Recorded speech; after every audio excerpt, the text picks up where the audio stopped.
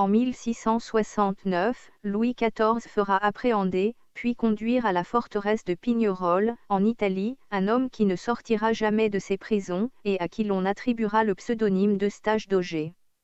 Il décédera à la Bastille le 19 novembre 1703, et sera inhumé sous le nom de Marchiali. On le surnommera, par la suite, l'homme au masque de fer. On ignore encore, aujourd'hui, la raison pour laquelle Louis XIV voulait que le détenu effectue sa peine dans le plus strict anonymat. Pendant 3 siècles, l'énigme du masque de fer a provoqué des réactions passionnées. Auteurs, lecteurs, historiens et hommes politiques ont essayé de découvrir son identité et les motifs de sa mise en détention. Mais ceux qui ont eu pour mission d'entretenir le mystère ont créé un trompe-l'œil astucieux qui a brouillé les pistes, peut-être jusqu'à ce jour. Ce secret fut un drame qui s'est joué pendant des dizaines d'années, avec peu de personnages. Le roi Louis XIV. Le secrétaire d'État à la guerre, le marquis de Louvois. Le commandant du donjon de Pignerol, puis gouverneur de la Bastille, Bénigne d'Auvergne de Saint-Mars. Le surintendant des finances, Nicolas Fouquet. Eustache d'Auger, celui dont on considère aujourd'hui qu'il deviendra le masque de fer. Et Antonin Nompart de Caumont, comte de Lauzun. 6. En tout, 6 acteurs et une institution qui, dans l'ombre, aurait agi discrètement et efficacement, l'autorité religieuse.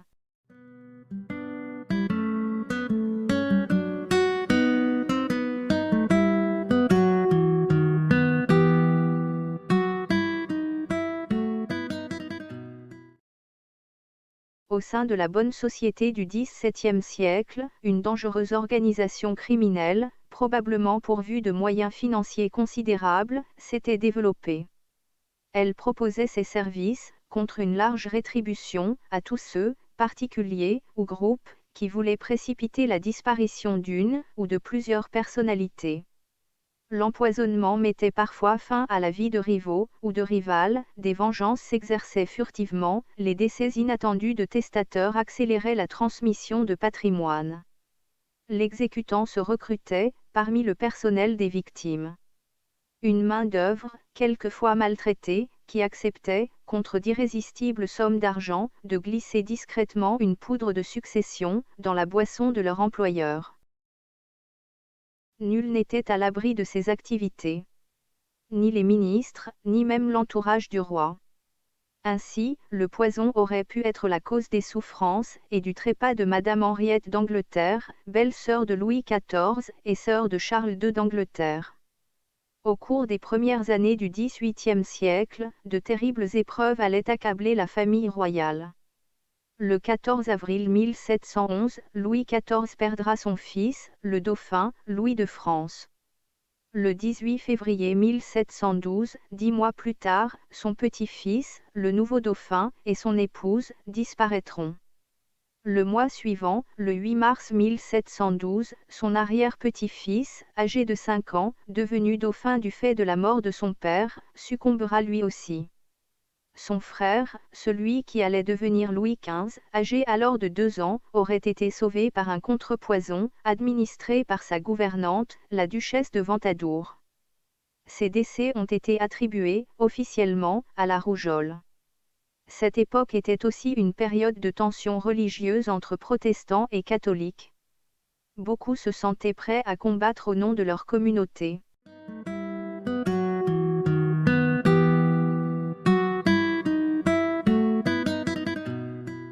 Eustache aurait été l'évêque de Lodève, Roger de Harlay.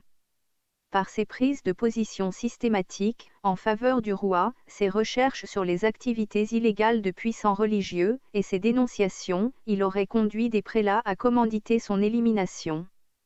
Parce qu'il était sérieusement menacé de mort, l'Église aurait célébré, en 1669, ses fausses obsèques.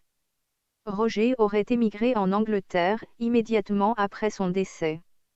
Il y serait devenu, sous une nouvelle identité, un agent dans le projet de conversion du roi Charles II au catholicisme. Il aurait dû remplacer l'espion, infiltré à Londres, l'abbé Prignani. L'abbé avait été chargé, par le roi de France et l'Église, de peser, dans le sens souhaité par Louis XIV, sur les décisions du roi Charles II. Mais au cours de cette mission, inconsidérément, Eustache aurait fait part de sa véritable identité. Une telle révélation, dans un climat de rivalité religieuse exacerbée, aurait pu nuire considérablement à l'Église catholique.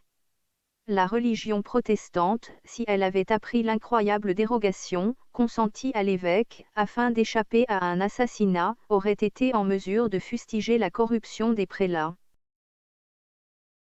Cette annonce aurait contraint Roger à rentrer en France. Comme le pouvoir et l'Église ne pouvaient prendre le risque qu'il soit reconnu, ou qu'il fasse de nouveau état de son identité, et de ses anciennes fonctions, il aurait été conduit à Pignerol. Surnommé Eustache d'Auger, Louvois informera son gardien, Bénigne d'Auvergne de Saint-Mars, que son nouveau prisonnier était un valet. En 1680, lors du décès de Nicolas Fouquet, Eustache et son collègue, le valet Larivière, auraient été discrètement libérés. 2 personnes, condamnées pour des délits ou des crimes, justifiant une incarcération longue, les remplaceront.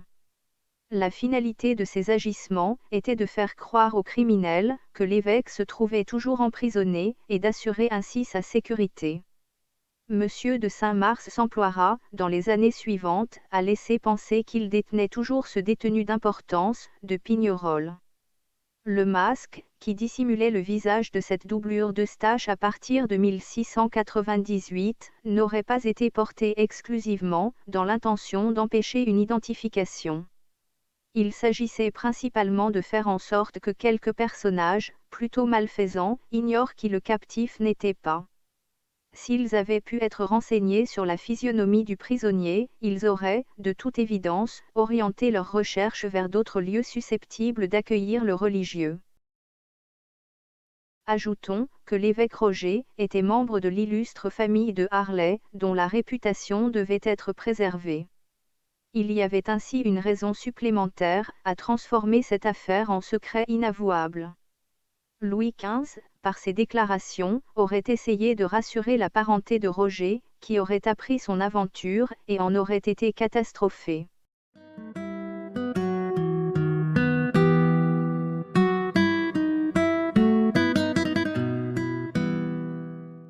Au cours des 34 années qu'a duré la charge de Monsieur de Saint-Mars, il y aurait eu plusieurs phases dans la suite d'événements qui feront naître le masque de fer. De 1663 à 1669, l'évêque Roger dénoncera les affaires frauduleuses de personnages puissants. Sa vie en aurait été menacée, et il l'aurait su. Afin de le soustraire à un assassinat, l'Église aurait accepté d'organiser ses fausses obsèques, le 14 mars 1669. De mars 1669 à juin 1669, Roger, émigré en Angleterre, aurait été en mission au bénéfice du roi de France et de l'Église catholique. Au cours de cette activité, en juin 1669, imprudemment, il aurait fait savoir qu'il était l'évêque de Lodève.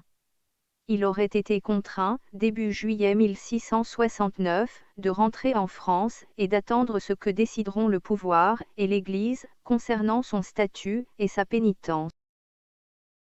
Fin juillet 1669, l'Église et le roi auraient opté pour une incarcération à Pignerol. Roger est arrêté, devient Eustache et arrive à Pignerol le 21 août 1669.